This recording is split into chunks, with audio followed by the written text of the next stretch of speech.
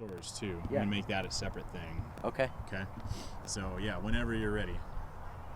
Hi, I'm Jos Zamzow, and I'm here with my dad, Jim Zamzow. Hi, everybody. And we wanted to kick off Weed Awareness Month talking about one of my favorite weed control concepts, which is how if you have got big areas of grass, how you can really control weeds without ever spraying weeds.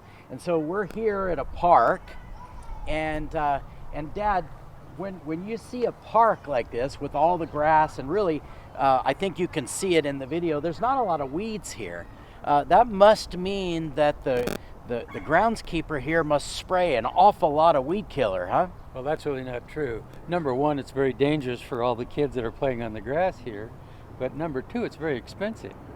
The way to control weeds best in a lawn is to get a good, healthy lawn. Get the turf thick, get the soil right, keep it watered and mowed properly, and it'll outcrowd the weeds, so you don't have the word weed pressure. Right. So if somebody had a backyard that was almost all weeds and not very much grass, in that case, are they still focusing on just feeding the grass that's there and setting the mower height and that type of thing? Well, absolutely.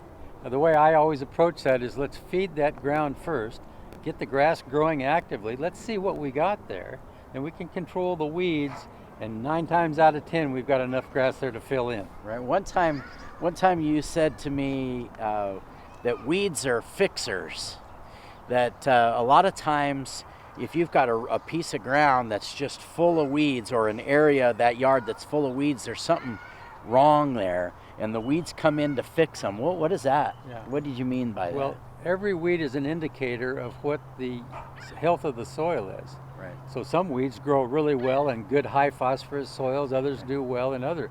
So weeds are just an indicator, but when we're talking about turf grass, we just want to get the balance of the soil right. And keep the weeds out.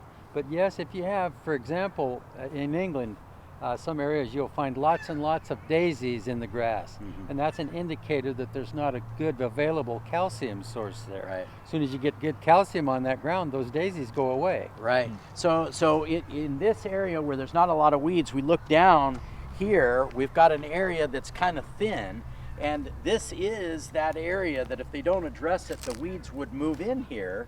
So in this particular case, where you're suggesting that they make sure their water's correct, they fertilize this grass, and give this a little time to fill in before they spray any weeds. That's right. Before they make a decision to either kill weeds or to reseed, because this grass could fill in real nicely quickly. Right.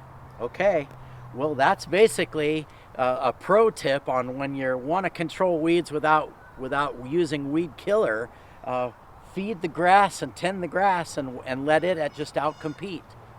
So this is the end of the first video for Weed Awareness Month at Zamzow's, the entire month of April. We want to encourage you, if you have questions about weeds or other issues, bring in a sample of the weeds from your yard into any Zamzow store and let us help you identify exactly what you have so that we can give you the most environmentally friendly control options.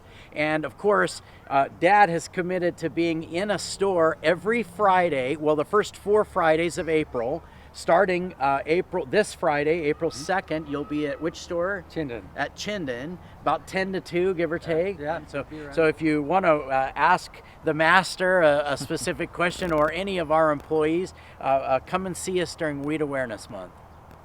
Awesome.